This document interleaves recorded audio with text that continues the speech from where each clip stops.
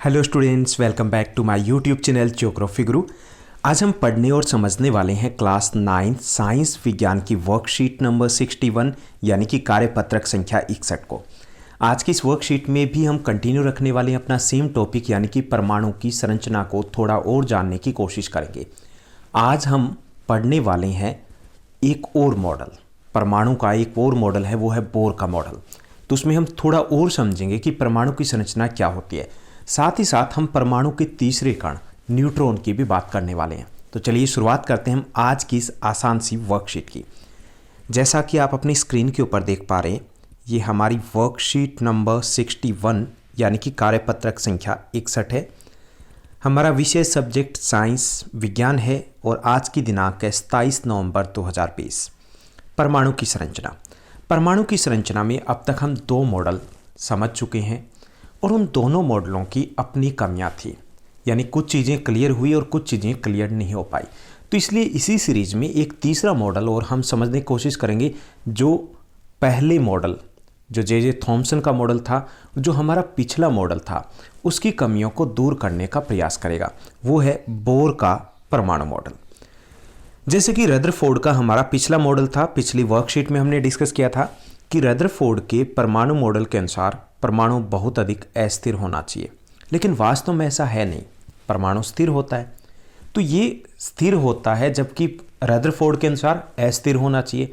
तो यहाँ पर कुछ कमियां थी जिनको रदरफोर्ड का परमाणु मॉडल समझा नहीं पाया। आज हम यही समझने की कोशिश करेंगे। रदरफोर्ड के परमाणु मॉडल में कुछ कमियां थी, जैसे वर्तुल होता है जो गोल, सर्कुलर, जो सर्कुलर मार्ग है उस पर चक्रण जब करता है इलेक्ट्रॉन तो उसका स्थायी हो पाना संभव नहीं है, जो रदरफोर्ड ने बताया था।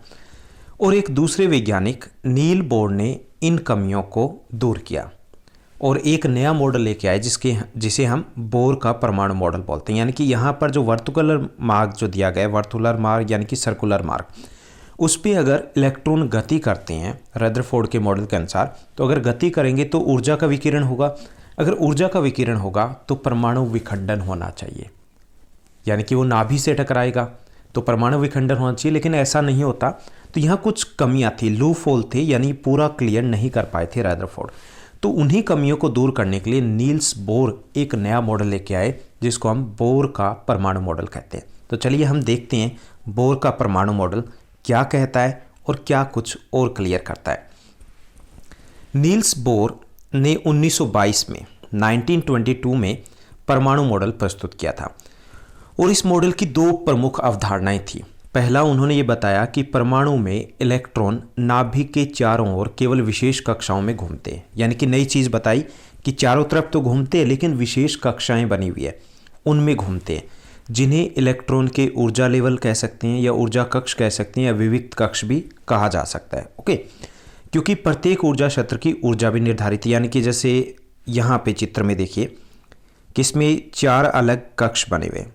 जैसे जैसे बाहर की तरफ जाएंगे तो क्या होगा, ऊर्जा बढ़ती जाएगी और हर एक लेवल की जो ये 4 कक्ष बने हुए हैं, इन सभी की ऊर्जा भी अलग अलग है। तो पहली चीज़ तो उन्होंने बताया कि इलेक्ट्रॉन चारों तरफ घूमते हैं नाभिक के, लेकिन कक्षा में घूमते हैं और हर कक्षा की जो ऊर्जा है, एनर्जी का लेवल है, वो फिक्स होता है। दूसरी चीज़ उन्होंने क्या बताई, उन्होंने ये बताया कि नाभिक के चारों ओर गति करते हुए जो इलेक्ट्रॉन है वो ऊर्जा विकिरित नहीं करते हैं, ऊर्जा का विकिरण बिल्कुल नहीं करते हैं जब वो गति कर रहे होते हैं। यह केवल एक निश्चित ऊर्जा को सोखकर या छोड़कर ऊर्जा क्षेत्र से दूसरे ऊर्जा क्षेत्र में कूद सकते हैं, यानी कि एक से दूसरे में जा सकते हैं अगर ऊर्जा छोड़ करके या फिर सोख करके, लेकिन कुछ समय के लिए वापस अपनी कक्षा में आ जाएंगे। तो ये उन्होंने क्लियर किया कि क्यों विस्फोट नहीं होता, क्योंकि ये जब घूमते हैं तो एक निश्चित कक्ष में घूमते हैं और दूसरा ये ऊर्जा का विकिरण नहीं करते, इसलिए विस्फोट नहीं होता। तो उन्होंने जो रदरफोर्ड का परमाणु मॉडल था उसकी कमियों को दूर किया है। जैसे ये जो कक्ष है, इस चित्र को हम थोड़ा और समझते हैं कि इसमें उन्होंने 4 नाम दिए, के, एल, एम और एन। यानी कि के अंदर से ये पहला जो दिया गया, इन साइड में जो सेंट्रल है वो के रहेगा, उसके बाद एल, उसके बाद एम और इसको एन कह सकते हैं। इसको हम 1 2 3 4 से भी दर्शा सकते हैं। ओके, यानी कि k = 1, L means 2, m means 3 and n means 4, यानी कि 4 अलग अलग कक्ष यहाँ पर दिए गए। तो एक चीज़ तो ये बताई। दूसरा उन्होंने ये बताया कि जो आउटर कक्ष है, सबसे बाहर का जो कक्ष आपको दिखाई दे रहा है, ये होता है संयोजक कक्ष। जो सबसे बाहर का कक्ष है वो क्या है? वो संयोजक कक्ष है। और इसमें उपस्थित इलेक्ट्रॉन को संयोजक इलेक्ट्रॉन कहेंगे, यानी कि सबसे आउटर जो कक्ष है वो क्या है? वो है संयोजक कक्ष। और इस कक्ष में जो इलेक्ट्रॉन होते हैं उसको हम बोलेंगे संयोजक इलेक्ट्रॉन। तो ये चीज़ें भी क्लियर की उन्होंने।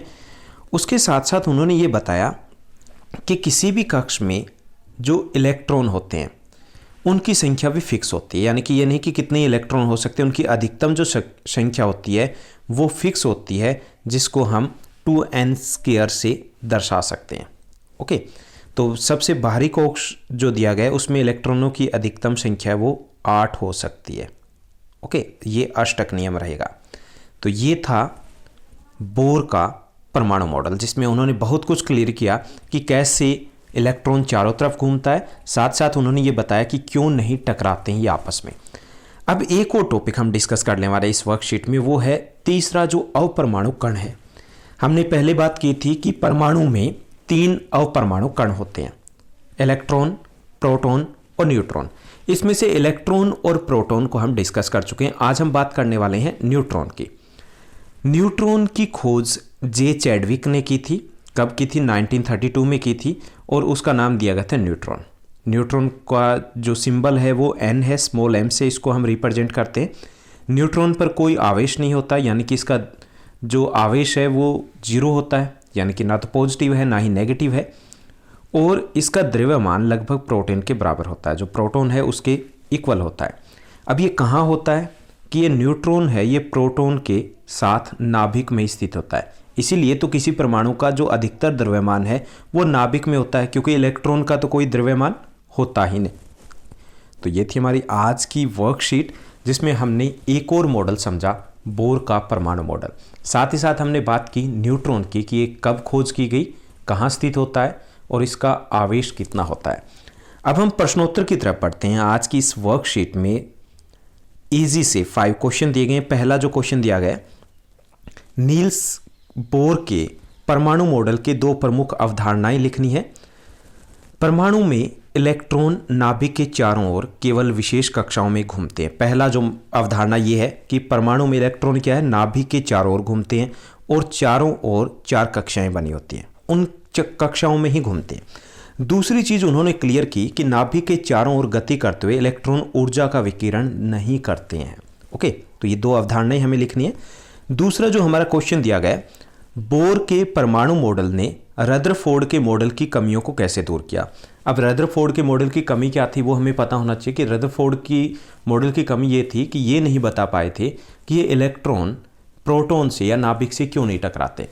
यहाँ पे उन्होंने बोर के परमाणु मॉडल ने स्पष्ट किया कि परमाणु में इलेक्ट्रॉन नाभिक के चारों ओर विशेष कक्षाओं में घूमते हैं और ऊर्जा विकिरण नहीं करते हैं और इसीलिए टकराते नहीं हैं। उसके बाद तीसरा जो प्रश्न दिया गया, क्वेश्चन दिया गया, बोर के परमाणु मॉडल के अनुसार 4 ऊर्जा कक्ष वाले परमाणु का हमें चित्र बनाना है। तो ये ऐसे चित्र बनेगा।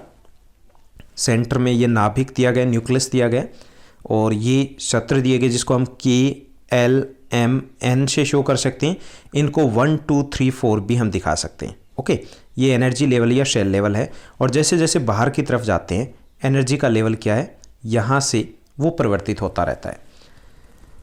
उसके बाद नेक्स्ट जो 4th क्वेश्चन दिया गया, न्यूट्रॉन क्या होते हैं ये हमें बताना और ये कहाँ स्थित होते हैं।